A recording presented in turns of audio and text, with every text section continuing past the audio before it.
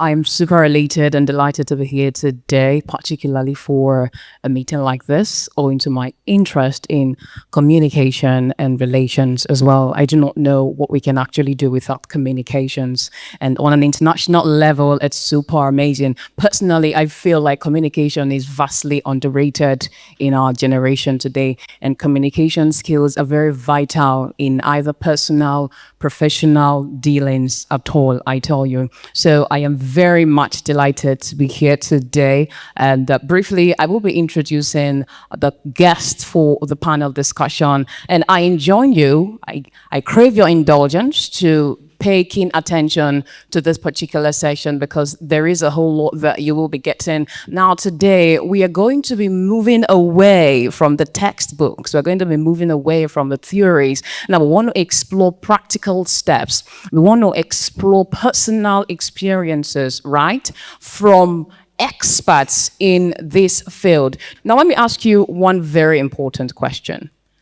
What pathway do you have, given that you're studying diplomacy? What next for you after you are done? You're a graduate, what next? Do you have an answer for that? Any answer? I guess that's why you're here, right? Interesting. Now that is going to be answered, just like so many other professions in Nigeria, you know, the experience in school is way different from the experience outside of school. Do we agree with that? You graduated and then you get to realize that, man, have I wasted 45 years of my life? What do I do now? You're lost. Like a 5-year-old who's been asked to do something of an adult. So today, we are going to be exploring a lot from experience. And ladies and gentlemen, please, I believe your hands are not too busy. Put your hands together as I make welcome my panelists for our discussion today. Please give it up for Dr. Theresa Chima as she comes up. Come on, you can definitely do better than that. You can do better than that. Sorry, you couldn't do it. You're welcome, ma'am. You're welcome. Is that the best you can do? I'm talking about an academia right here. Okay, so Dr. Theresa is an academia. She is a lecturer in the Department of History and Diplomacy in the Faculty of Humanities, University of Port Harcourt, and she holds a BSc in Mass Communication and an MA in International Law and Diplomacy and a PhD in International Relations and Diplomacy. Please once again give it up for Dr. Theresa. You're welcome, ma'am.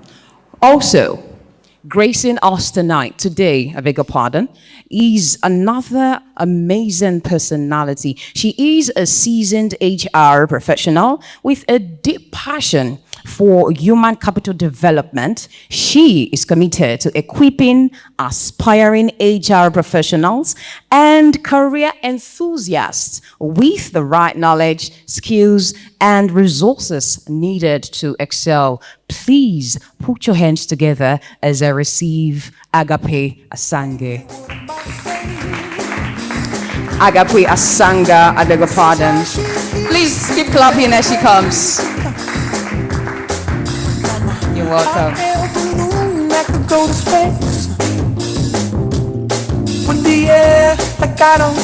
All right, also.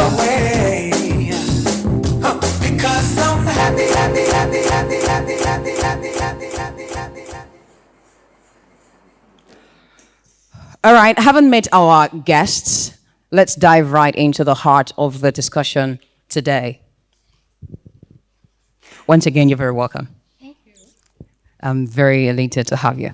Okay, so as an HR, all right, a seasoned HR professional to be precise, okay? And now we've seen cases where a lot of graduates are rather unemployable, right? Because they do not possess certain required skills to be employed. And that is to say that it goes beyond the certificate, right? And so there are a lot of skills that you should possess to be employable in the world, so to say, in your industry where you find yourself. Now, for diplomacy and international relations, what can you say are core skills that should be possessed beyond the certificate? What skills should be possessed to be employable in the industry? Okay, thank you so much. Good to be here. Good to see every one of you. And it's particularly an honor to be speaking to students because for me, I believe this is a foundation, right? The grassroots before you go into the job market space and you try navigating your way. So to answer your question, there are core skills diplomatic students they need and international relations. And we have soft skills, of course, and we have technical skills and hard skills. For the soft skills, communication is key. Communication skills is key. Many of us, we feel that communication is just talking. I'm saying a word, I'm saying this, I'm just talking to you. But it goes beyond that, it's mutual understanding. Yeah, so I communicate to you, do you understand me? And it's not just actual words. We have verbal communications, we have non-verbal communications, where I am not talking, but my body and my gestures, everything is communicating. We also have emotional intelligence as a soft skill. Yeah, so are you emotionally intelligent enough to interact with people? So now you're not even dealing with just Nigerians, you're dealing with the global space. You're dealing with people outside the country. And now that we have issues of mental health and all of that, how do you emotionally interact with these people? Now we have conflict resolution too. So, when it comes to diplomacy, there are lots of conflicts. So you're either resolving one conflict or the other. Conflict resolution is also there. Negotiation is there. The first speaker mentioned this. Negotiation skills is also there. Now, when you come to the hard skills or technical skills, you're talking of critical thinking. Now, before you talk, before you respond, or before you analyze any problem, you have to critically think about it. How am I to respond? Why should I respond? Am I even supposed to respond in the first place? Critical thinking is key.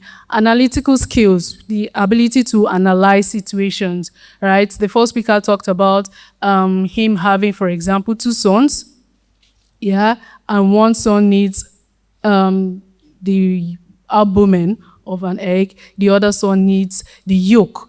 Now, it's for you to critically think, is there a way for me to actually divide the egg? And then I can separate them individually on their own. So you're critically thinking, what can I do to bring peace? At the end of the day, it's peace, it's mutual understanding we are driving at. So all of these skills and data skills also, you're dealing with data. You're not just bringing solutions. You're actually monitoring your data, analyzing your data. So all of these skills are actually needed for diplomats, students who are diplomats, to thrive in a job market space, to thrive in a workspace. And seriously, you don't even need to graduate before you start building those skills.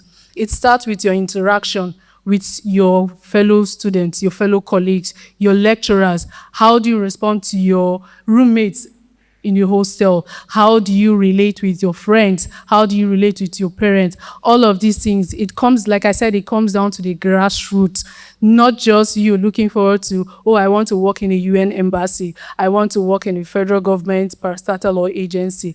All of these comes down to how you interact with your fellows. All right. It's as little as interacting with your fellows. All right? Let's celebrate that. It's a round of applause for that input there. Okay, so I will hold you in something, emotional intelligence. You mentioned that. I will come back to that, right? Because I'd like you to explain how important emotional intelligence is for a diplomat and an international relations professional. Now, let's help pass the mic to Dr. Theresa. As an academia, what are your thoughts on this particular topic, skills that should be possessed to be employable? Good afternoon, everyone. Most important thing here is for us to understand what is diplomacy in this aspect. And I look at diplomacy as a state institution codified by 1961 Vienna Conventions of Privileges and the many days. Those things that they put together and benefit diplomats. And we want to find out what are the activities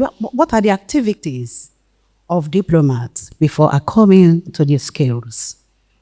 The diplomatic activities are done through Ministry of Foreign Affairs first.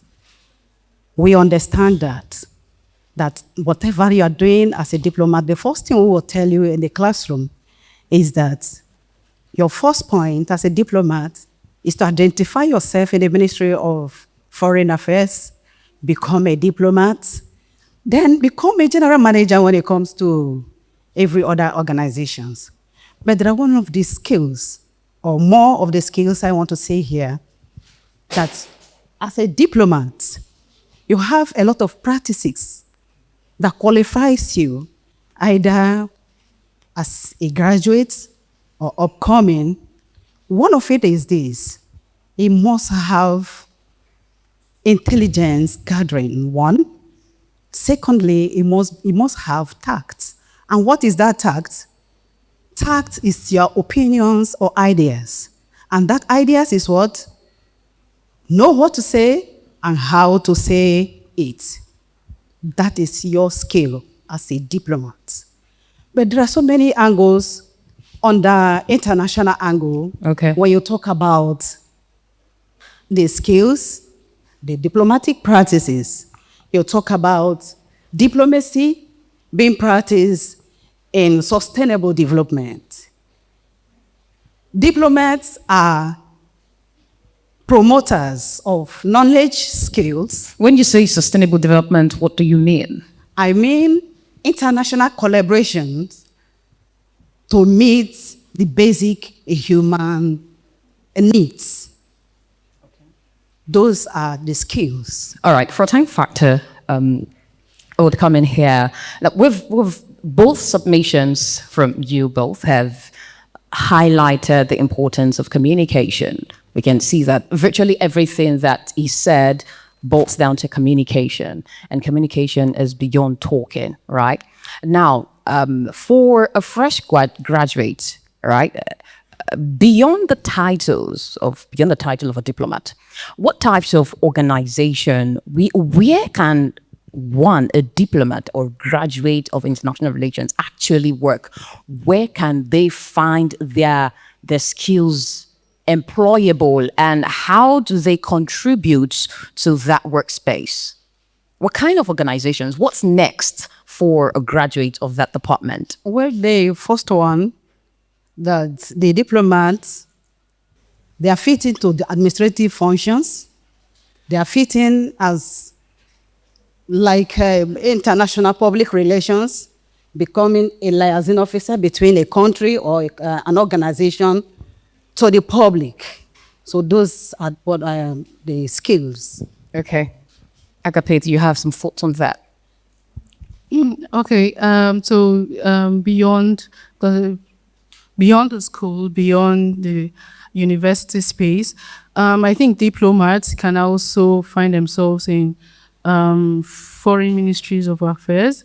I think ECOWAS is also listed there, where they can actually find themselves, where they can actually work and then leverage on their skills or leverage on their career as diplomats. Also, there are also foreign bodies, but even before going that far, you can also practice in organizations as a compliance officer or communications officer.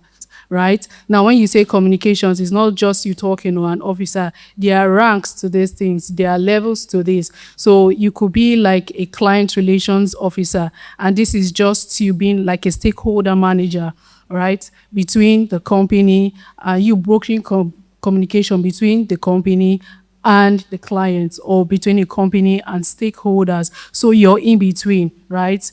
Presenting communications between the company, between the stakeholders. So there are lots of opportunities. And the thing is that I think many of the students or many of the graduates, they think that, oh, okay, when I graduate from the university, I have to find myself in ECOWAS. I have to find myself in embassies. I have to start functioning. But you can grow to the grassroots. Like I say, most experiences or all experiences are not lost. So when you see yourself in an organization as a communications officer or a people's officer or manager, this is you building your skills. This is you building your talents, your potentials, to working in those big embassies or UN embassies or ECOWAS. So yeah, like I said, foreign ministries are there, UN embassies are there. Also, you working in organizations like our day-to-day organizations and multinationals. Okay, great. Thank you very much. Now, you talked about, let's come back to communication. I mentioned emotional intelligence. Why is that so important for a diplomat? Yeah, because it's important. Emotional intelligence is not just important for diplomats, it's important for everyone. You're dealing with human beings. I'm an HR professional, and I tell people that humans are the most difficult people to work with, to actually work with. It's easier working with animals, right? You can tell them, go here, apart from goats who are very stubborn too. Yeah, so humans are very difficult to work with. So that's why you need emotional intelligence. You might be happy, you might be joyful, but when you are speaking with the other person, you don't know their mindset, you don't know their mood, you don't know what they are thinking, you don't even know what they've passed through.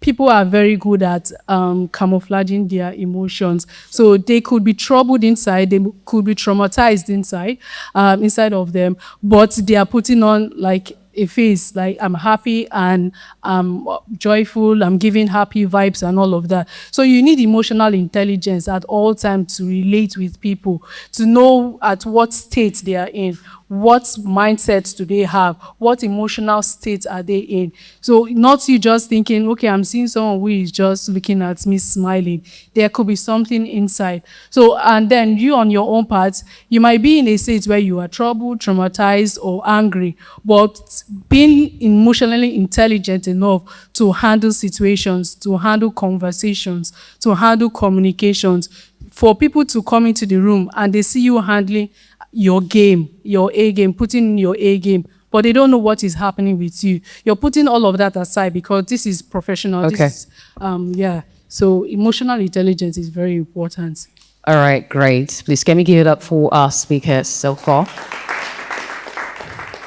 Okay, interesting. Now, we've talked about communication. We've talked about skills, communication being part of the skills, right? And organizations where a diplomat is needed. Now, Doctor, I'd like you to share this with us. I understand that for every profession, there are challenges and there are opportunities, right? And the issue most of the time, however, is that during the academic period, a lot of people do not get to explore as much as possible to know what holds for them after their academic period. So can you share with us what is next for a graduate? Now, this question coming in different phases, all right?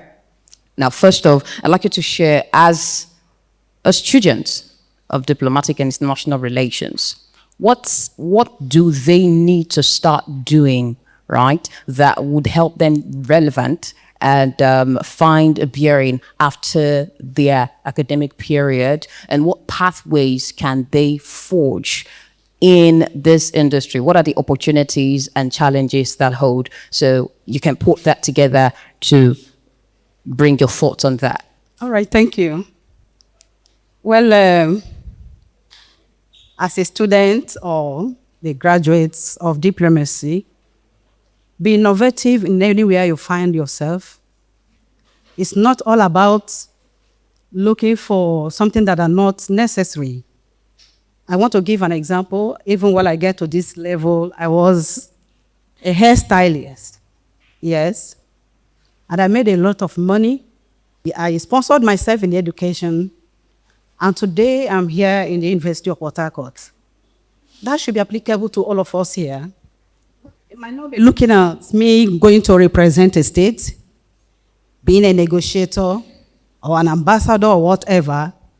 You can start up your business. Be innovative in nature. The sky will be your limit if you feel. So what are the opportunities there? The opportunities there is that wherever you feel, like now, like the examples I gave, where I started, the opportunity is that I can now meet with people. I can now work assiduously. I don't know what I understand. I work assiduously because I know where I started my life. Okay.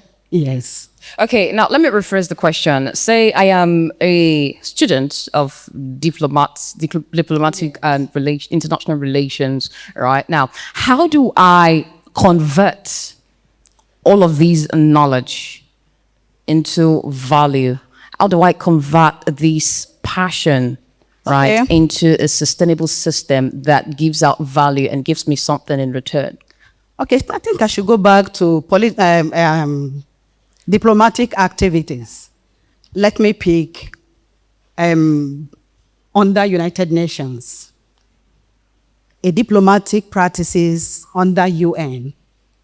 You become an ambassador to represent the United Nations in any state. There are so many opportunities for you. You can be a conflict manager, conflict resolution manager. Okay. Yes, please, Agape, let's throw more light on that because we're looking at starting a career in diplomatic and international relations, right? The pathway, the challenges and opportunities that there abide. And so some of these things might come vague, right? And some persons might still be wondering, how do I really get started? How do I get there? So I'd like you to break it down, give some simple step-by-step guide that would help somebody, right, into forging a career in this field. Okay, so let me start from, thank you for that question. Let me start from the challenges. I think one of the challenges or some of the challenges that we have is that our educational system does not have that platform where students can actually develop their skills, right, and become employable in the workspace. So it's just theoretical work. There are no practices, there are no platforms for them to practice.